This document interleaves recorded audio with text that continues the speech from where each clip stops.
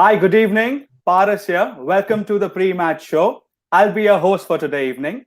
Joining me is Salil. Hi, Salil. How are you doing? Hi, Paras. Really good evening to you and everybody. I'm really doing great and really excited for the upcoming match.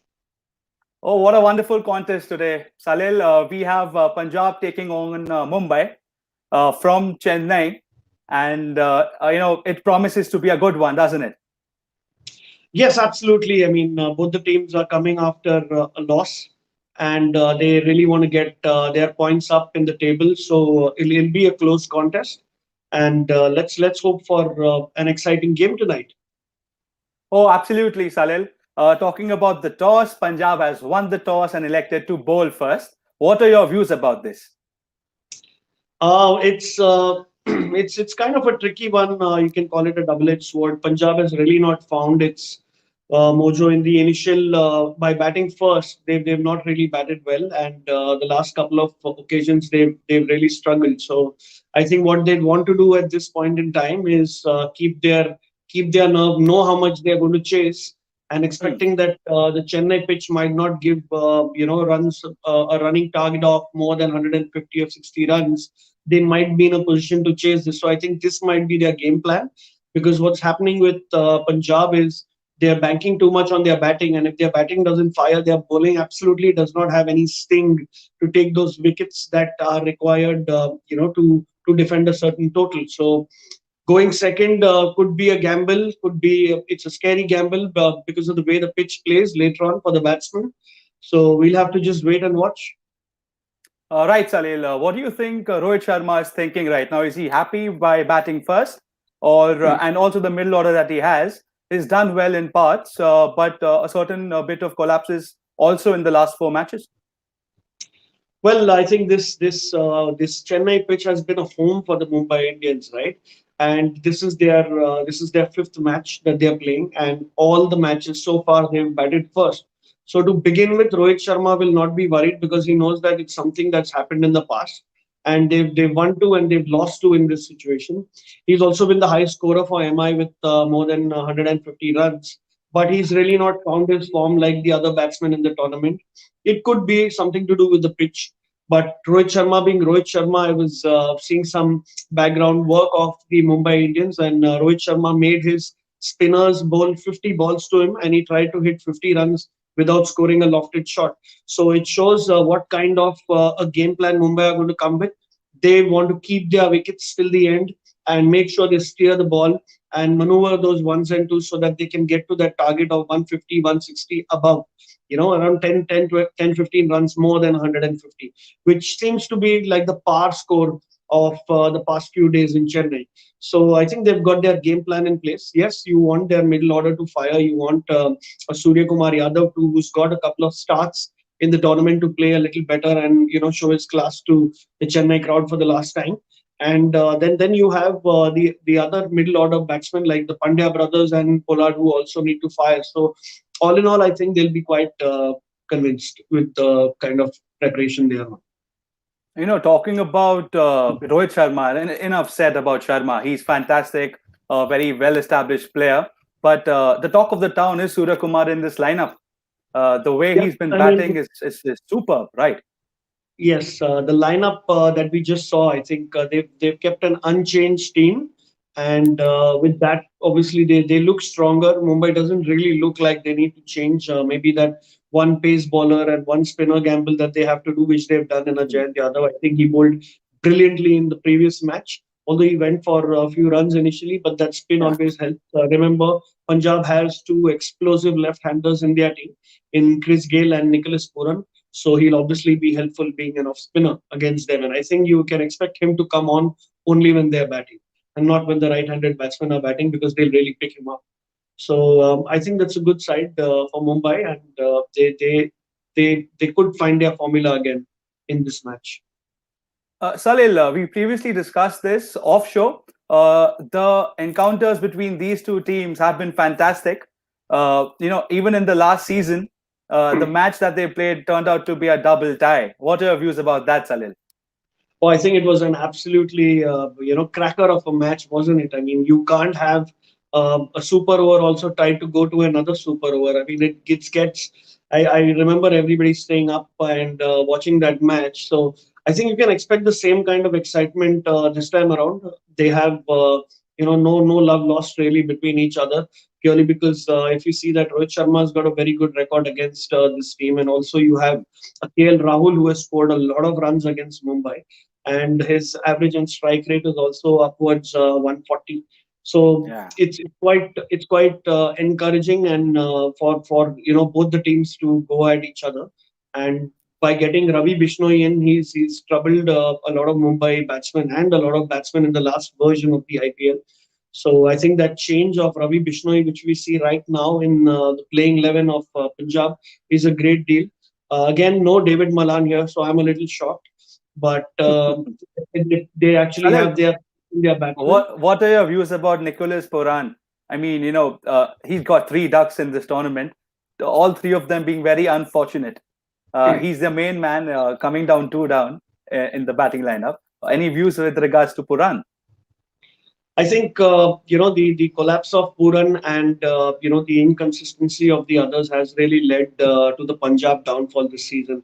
They've Hmm. really been brought down by their batsmen and not really by their bowlers. If they bowl around, if they bat around 180, 190 runs, I think the bowlers can do a decent job.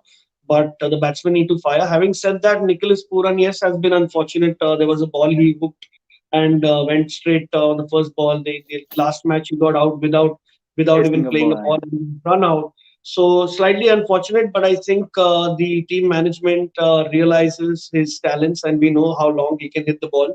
So he's still got his place in the side. So I don't have any doubts that if once he gets going, he'll be able to score a lot of runs. True that, Salil. What do you think about the pacer, the Bombay boy, Jasprit Bumrah? He's been leading the bowling department very well. And one thing that I've noticed is Sharma allows him to set his own field. I think he's quite aware of his responsibilities in the team. I mean, right from the days where he used to play second fiddle to Lasit Malinga and get those tips from him, he's actually become the new Malinga of the team, and he's made a mark for himself. So we should just stick to Bumrah. So I think he has the experience and he knows how the batsmen are going to play, and the captain has the faith in him. So that's important, and the captain to have faith in his bowler and allowing him to set his field means that he absolutely knows that he's owning the situation. It's not anything that the captain thinks that he's going to pull out of his head. He's well aware what the bowler wants. So, and he's been so brilliant upstart, and towards the end in all those low scoring matches that Mumbai has won, he's bowled absolutely brilliantly. So I have no doubt that Bumrah will be looking to take a lot of wickets today and come amongst the top wicket takers of the tournament and make an impact from this perspective, because this being a really good bowler's pitch, he would like to make the best out of it. Right, Salil. Talking about the pitch here, what do you think will be the power score for today?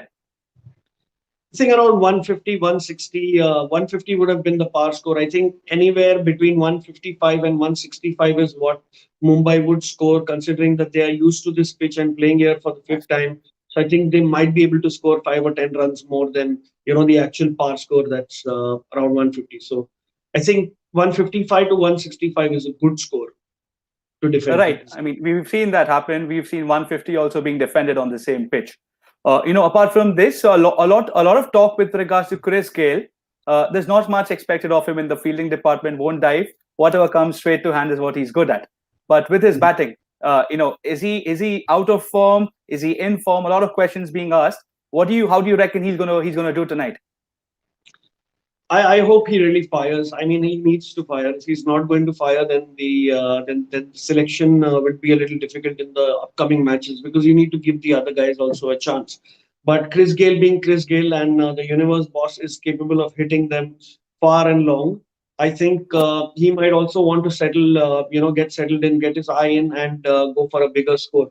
I mean, they've all Mhm. been trying to do that. Not just Chris Gale, all the Punjab batsmen have really struggled, in their last few matches, where the bowlers, especially the fast bowlers, have really ripped through their top Mm. batting line. So I think they have a real task on hand, whether it's Mayank True. Agarwal, KL Rahul, or Chris Gale. They really have a task on hand to save this match if they have a chance anywhere to chase it. Right. Salil, just a quick question. What do you think? Is Mumbai going to target the power plays? I think the best time to bat and score a lot of runs is the first 6 overs of this 40-over duel, Hmm. and they will really want to go after it. So you can expect Quinton de Kock and Rohit Sharma to go after the bowlers in the first 6 overs, and then maybe settle down, play slowly, Hmm. nudge for those singles and doubles, and wait for that occasional bad ball and whack it for four. So that way is the only way that they can score at approximately around 8.5 and over and get to the target which I mentioned earlier. Yeah. So I Right. think that will be their focus. That they'll want to score around 50 runs, at least 50 runs, and not Right. giving more than 80. Okay. Okay. Talks about Ravi Bishnoi being drafted in this team. The coach for Punjab is Anil Kumble, a great leg spin bowler himself. How well do you think is Bishnoi going to develop under Kumble's umbrella? Well, he's already played a season and was their highest wicket taker and also had the best economy in the team.